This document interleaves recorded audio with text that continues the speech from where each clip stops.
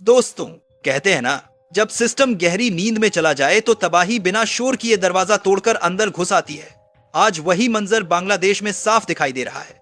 कभी जिस देश को एशिया की गारमेंट फैक्ट्री कहा जाता था, वही देश अब अपनी ही अर्थव्यवस्था को आग के हवाले करता नजर आ रहा है।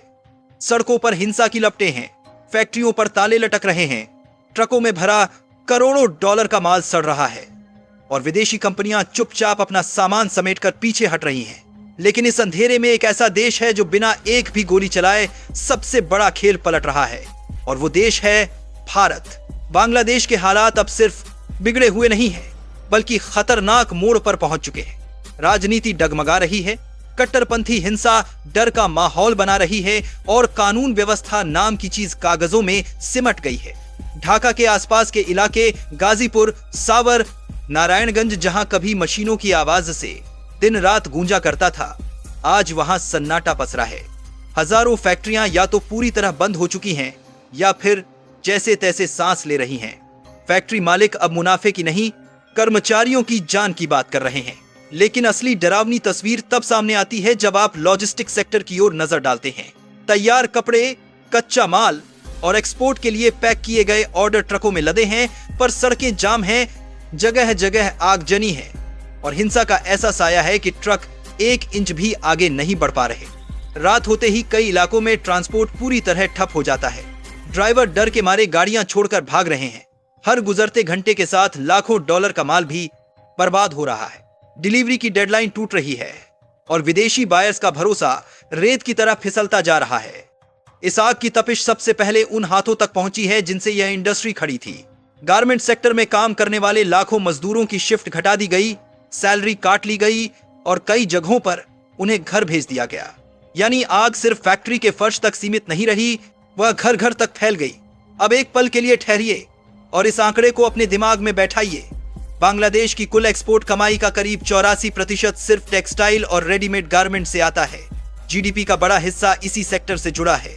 चीन के बाद दुनिया का दूसरा सबसे बड़ा गारमेंट एक्सपोर्टर कहलाने वाला देश अगर इसी मोर्चे पर लड़खड़ा जाए तो नतीजा क्या होगा, यह सोचकर ही रूह कांप जाती है। इंटरनेशनल ब्रांड्स को भावनाओं से कोई मतलब नहीं होता। उन्हें चाहिए स्थिर सरकार, सुरक्षित सप्लाई चेन और समय पर डिलीवरी। लेकिन बांग्लादेश आज इनमें से एक भी भरोसा देने की हालत में नहीं है। इसलिए यूरोप, अमेरिका और मिडिल ईस्ट के बड़े बायर्स ने धीरे धीरे अपने ऑर्डर शिफ्ट करने शुरू कर दिए और यहीं से कहानी में एक नया मोड़ आता है। जब बांग्लादेश की जमीन कांप रही थी, उसी वक्त भारत चट्टान की तरह खड़ा दिखाई दिया। भारत के टेक्सटाइल और अपैरल एक्सपोर्ट में तेज उछाल आने लगा। रेडीमेड गारमेंट से लेकर मैनमेड फाइबर और हैंडीक्राफ्ट तक हर तरफ ग्रोथ की आवाज सुनाई देने लगी। विदेशी कंपनियों को भारत में वो चीज दिखी जो उन्हें सबसे ज्यादा चाहिए, स्थिरता। भारत के पास मजबूत सरकार है, कानून का भरोसा है, सप्लाई चेन पर कंट्रोल है और बड़े पैमाने पर मैन्युफैक्चरिंग की ताकत है। जो ब्रांड्स कभी बांग्लादेश पर निर्भर थे, अब तेजी से भारत की ओर रुख कर रहे हैं। ऊपर से फ्री ट्रेड एग्रीमेंट्स ने भारत के लिए नए बाजार खोल दिए हैं, जहां कम टैरिफ और ज्यादा मुनाफा इंतजार कर रहा है। अगर बांग्लादेश में हालात जल्दी नहीं संभले तो यह संकट सिर्फ कुछ महीनों का नहीं रहेगा। विदेशी कंपनियां एक बार जो भरोसा खो देती हैं, वह वापस लौटने में सालों लगा देती हैं। निवेशक दूरी बना लेंगे, बेरोजगारी चरम पर पहुंचेगी और अर्थव्यवस्था लंबे समय तक दबाव में रहेगी। यह अब सिर्फ कानून व्यवस्था की समस्या नहीं, बल्कि पूरे देश के भविष्य का सवाल बन चुका है। एक तरफ भारत इस मौके को ग्लोबल चांस में बदल रहा है, तो दूसरी तरफ बांग्लादेश अपनी ही अस्थिरता में खुद को और कमजोर करता जा रहा है। इतिहास गवाह है, जो देश स्थिर रहता है वही दुनिया का भरोसा जीतता है।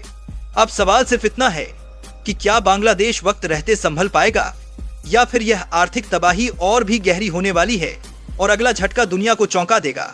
अब जरा कहानी को एक कदम आगे ले चलते हैं, क्योंकि असली खेल अब शुरू होने वाला है। जो कुछ आज दिख रहा है वह सिर्फ शुरुआत है। आने वाले महीनों में बांग्लादेश की परेशानी फैक्ट्रियों तक सीमित नहीं रहने वाली। असर धीरे धीरे बैंकिंग सिस्टम, करेंसी और सरकार की साख तक पहुंच सकता है। जब एक्सपोर्ट रुकता है तो डॉलर आना बंद होता है, और जब डॉलर सूखता है तो सरकार के हाथ भी बंध जाते हैं। यही वो मोड़ होता है जहां देश सिर्फ संकट में नहीं, बल्कि मजबूरी में फंस जाता है। अब एक और खामोश बदलाव समझिए। इंटरनेशनल ब्रांड्स जो आज ऑर्डर शिफ्ट कर रहे हैं, वो इसे अस्थायी फैसला नहीं मान रहे। उनके लिए सप्लाई चेन शादी जैसी होती है, रोज रोज पार्टनर नहीं बदला जाता। जो ब्रांड आज भारत आ रहा है वह अगले 5-10 साल की प्लानिंग के साथ आ रहा है। इसका मतलब साफ है, बांग्लादेश अगर कल हालात संभाल भी ले तब भी खोया हुआ भरोसा तुरंत वापस नहीं आने वाला। यहीं पर भारत की कहानी सिर्फ फायदा उठाने से आगे निकल जाती है। भारत अब बैकअप ऑप्शन नहीं रह गया बल्कि मेन प्लेयर बनता जा रहा है। विदेशी कंपनियां भारत को सिर्फ सस्ता नहीं सुरक्षित मानने लगी हैं और ग्लोबल बिजनेस में सुरक्षा सस्ते से कहीं ज्यादा कीमती होती है। आने वाले समय में भारत में सिर्फ सिलाई नहीं होगी बल्कि डिजाइन, ब्रांडिंग और हाई वैल्यू प्रोडक्शन भी शिफ्ट होगा। यानी भारत सिर्फ मजदूरी नहीं करेगा, मालिकाना भूमिका में आएगा। एक और दिलचस्प संकेत यह है कि कई विदेशी बायर्स अब एक देश पर निर्भरता से डरने लगे हैं।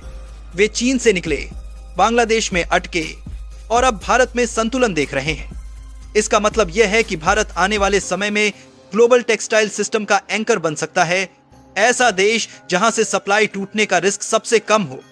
यही वजह है कि भारत में बड़े बड़े क्लस्टर, मेगा टेक्सटाइल पार्क और लॉन्गर टर्म कॉन्ट्रैक्ट्स की बात तेज हो रही है।